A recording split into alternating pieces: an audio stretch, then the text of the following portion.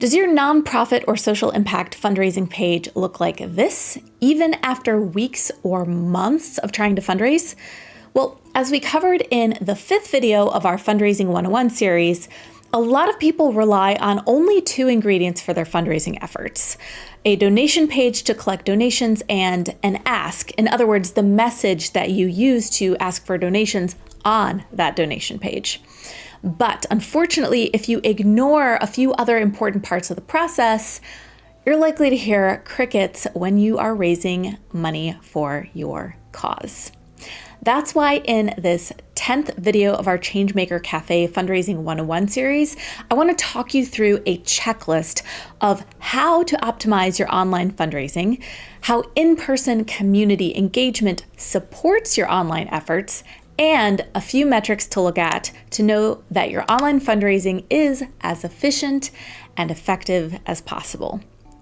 As always, you can download our fundraising series action guide at changemakercafe.com. And thank you to Click and Pledge for sponsoring this series. Ready? Let's get curious.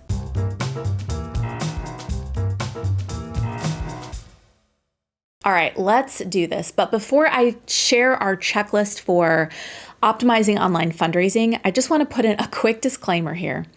Okay, of course, online fundraising is huge. About 2/3 of the world is online every single day. But there are a lot of ingredients needed to fundraise successfully in general, and they aren't only about what happens on the internet. So if you haven't had a chance to check out our 5th video in this series yet, which talks more about these other ingredients that you need, I highly recommend you pause here, go check that out, and then come back to this video. Okay, back to our regularly scheduled content.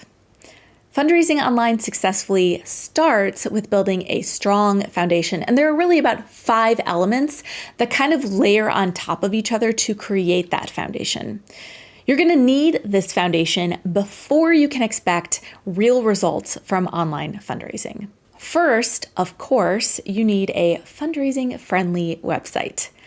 I cannot tell you the number of times I've come across nonprofit websites that were confusing or hard to read or impossible to navigate. When it is hard for people to understand your mission or figure out how to actually donate money on your website, guess what they won't do? Donate. I talked to fundraising expert Joanne Toller, who agrees. I am a nonprofit coach and the founder of the Cause Specialist. It all starts with an amazing website, right? To be able to have that hub. Your website connects everything. So from your website, this is where you're going to have your landing pages for your campaigns.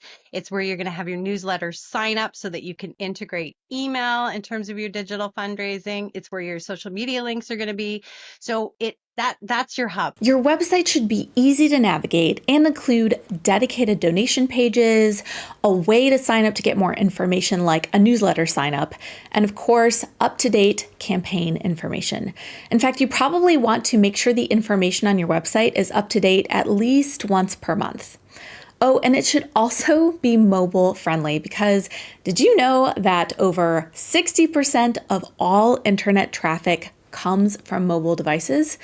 In fact, go right now on your phone and look up your nonprofit's website and tell me how it looks. Are all of the buttons in the right place? Are the pictures the right size? Can you easily find your organization's donate button? If your answer is no, talk to your web designer ASAP about making your site mobile responsive, because this could really be holding people back from giving. And if you built this website yourself, make sure you're checking the mobile settings in your content management system's page builder. A couple of other pro tips. You want to make sure that you're using clear, emotionally compelling headlines on your website. Use real photos whenever you can versus like stock images to add authenticity, and avoid using too much text. I see this a lot too. If you have a lot to explain, you want to break it down into digestible sections with larger headers, or divide it into different web pages so people can read more if they choose. Make sure your donation button is visible on every page of your site.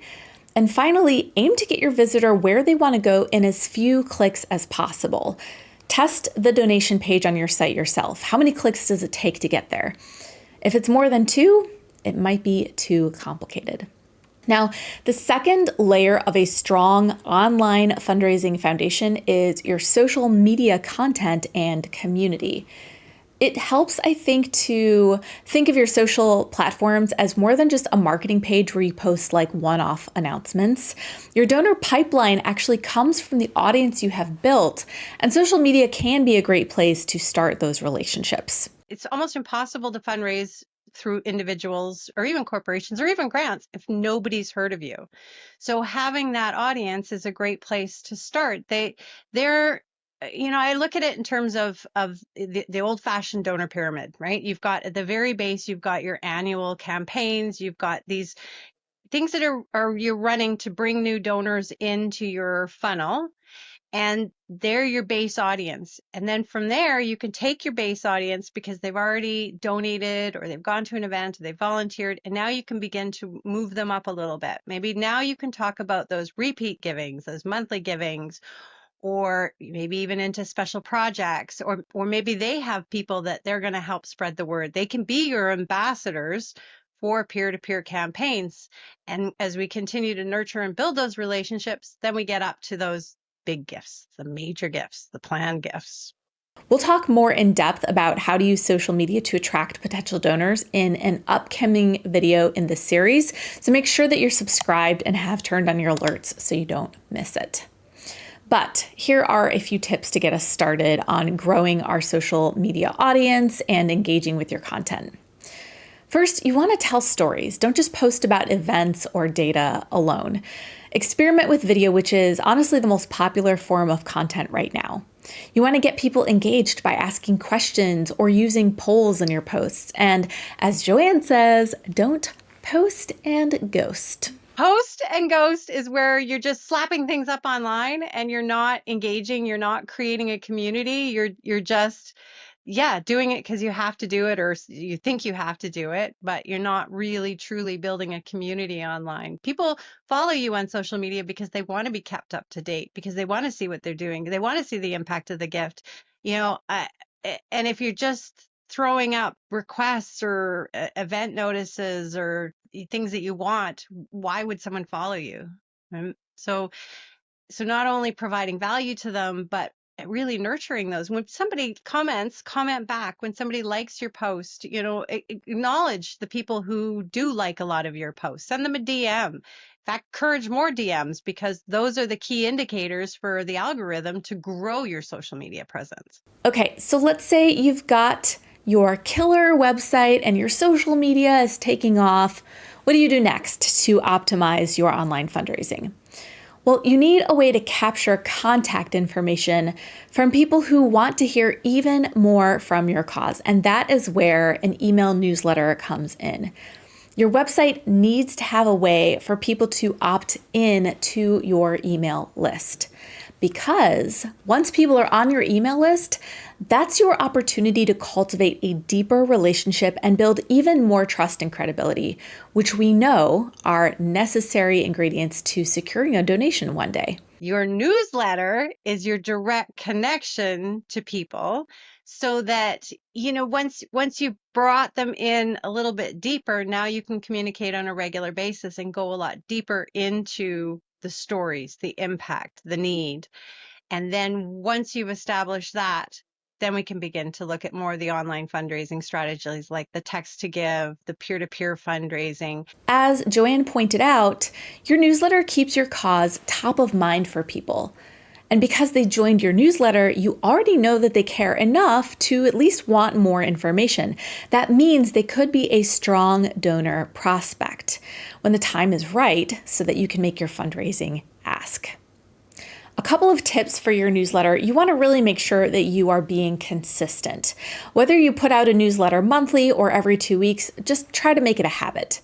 For content, share personal stories, updates, and the behind the scenes of the work that you're doing, but not all at once. Here's the thing. You want to focus on one powerful piece of information per email.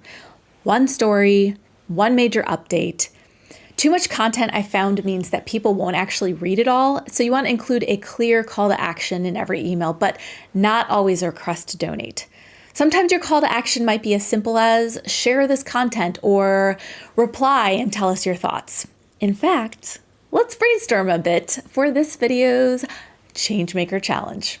What are some ideas that you have for stories or updates that you might share in a newsletter for your cause that isn't related to asking for donations? I'd love to hear your thoughts. Share them in the comments below this video. Okay, so once you've built an engaged community through your social media and newsletter efforts, you want to figure out who your donor prospects are. That is, people who are actually likely to make a donation. If you're starting from zero, your donor prospect list really starts with your newsletter subscriber list. If your nonprofit has already done fundraising before, you'll have a list of past donors collected through your fundraising platform. In many cases, after nonprofits have enough contacts or past donors, they'll manage those relationships through what's called a donor database, or sometimes called a CRM, or constituent relationship management system. It's a type of software. Whatever process or system you use, it's important to make sure your donor prospects list is up to date and accurate.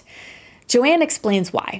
I've seen so many nonprofits just launch out on a peer-to-peer campaign without having this amazing community of true supporters behind them, or try to do a text to give, and they've got maybe 100 people in their database, but only 5 that actually really care because they haven't cleaned that out. Here are a few tips to make sure you have an accurate donor list or database.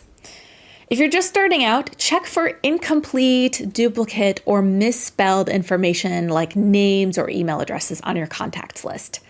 It really sucks to misspell someone's name when you're hoping that they're going to make a donation one day, especially. Remove any inactive or bouncing emails. They really aren't helping you anyway. You want to tag or categorize your contacts. You might tag them with labels like volunteer or event attendee or active donor. Knowing how people are already engaging with your cause can help you tailor how you communicate with them, which then increases your ability to secure donations later. If you're using a fundraising platform or donor database, that software usually includes some way to create tags or categories for your contacts. And finally, write down any notes about each prospect, about your relationship, or things that you know about them. When I would be updating my donor database, I would write down the last time I met with or called that person and any special interests that I learned about them, like how they have a dog that's super cute or how they are interested in volunteering. And then that would remind me how I needed to ask about their dog later or invite them to volunteer at our next event. But here's a pro tip. Never write down anything in a database that you wouldn't want that person to see. A transparent, respectful relationship is critical with your donors. Actually, speaking of fundraising platforms, now is a great time to thank the amazing sponsor of our Fundraising 101 series, Click and Pledge. Whether you are just starting your fundraising or if you've been at it for a while, Click and Pledge is a comprehensive fundraising platform for nonprofits that could work for you when you're trying to raise money and grow your impacts. Their robust fundraising features include all sorts of things from donation forms to in-person fundraising features, the ability to do text-to-give campaigns, peer-to-peer fundraising so your supporters can go form teams and raise money for your cause. Video fundraising, here's a great one. The video fundraising has donation links embedded directly in the videos so that people don't even have to leave the page to donate. It has donor outreach tools that improve donor retention, a Salesforce integration, and like a ton of other integrations and a lot more. And some platforms are going to charge more based on your organization's size, but not Click and Pledge. The pricing stays the same even as your donor list increases. There are no contracts, and all of their solutions are included at no extra cost. You can learn more about Click and Pledge's fundraising solutions and get your first month free using links that I have left below this video. So go ahead and check those out, get in contact with their team to ask questions or schedule a demo, and you can even sign up to give it a try right now. Okay, so at this point, you've made sure your website is optimized, you've got your social media engagement going, you're sharing awesome updates with prospects through your newsletter, and you've got a cleaned up donor database. So now what do we do? You are ready to launch new fundraising campaigns and try some advanced fundraising tools online. And these are tools like peer-to-peer fundraising, text to give. Some of the things that I just mentioned our awesome sponsor does, or giving days. But as we've shared, these tools are most effective only after you've built an active, engaged community. So the best tip I can really offer here is to start small. Maybe you try launching a peer-to-peer campaign with your top 10 supporters and you give them a toolkit, right? So you want to make it visual, you want to make it easy, and then you want to celebrate them publicly when it all works out, because I know it will. There's nothing like building momentum by starting with something highly achievable and then going from there. Can you focus all of your attention on online efforts and be successful in fundraising? Maybe if you have the right audience, but in most cases, you'll also have to add some in-person engagement. If you do not have that in-person engagement, or at least a deep online relationship with people, it's not gonna resonate. It's not gonna hit with them. Not as much as if they know you. So I like to pair online strategies with in-person events or tours, things like that. So I want to have both. I want to take all of our online community and find a way to bring them in person to person, to meet them in person. And then I want all the people that we have in person and find a way to encourage them to join us online. So following our social media, signing up for our newsletter. So the two really do work hand in hand. When it's all said and done, how do you know that your online fundraising is truly optimized? Well, there are a few metrics you can look at to give you a clue, like conversion rate. In other words, how many people donate versus just visit your donation page. Looking at your Google Analytics can tell you how many visitors you had on your donation page, and then you're going to compare that to the number of donors you have. This might give you at least a little bit of a sense of how well your page is converting. You might also look at social media or newsletter engagement. How many people are liking, commenting, or sharing your social media posts? And for newsletters, how many people are opening them? A newsletter open rate of like 20 to 25% would be a pretty great rate to aim for as a start. And finally, your repeat donors rate. How many people are coming back time and time again to give? That shows some real loyalty and engagement there. Just remember, fundraising, just like any social change effort, is an ongoing long-term effort. So make sure you're watching your progress over time and not getting too hung up on the success of just one campaign. In the next video in our Fundraising 101 series, we'll talk about how to keep donors around after your cause has been given a donation as we explore the art of donor stewardship. Don't forget to subscribe to this channel so you don't miss it and other lessons in our series, and I will see you next time for the next episode of Changemaker Cafe.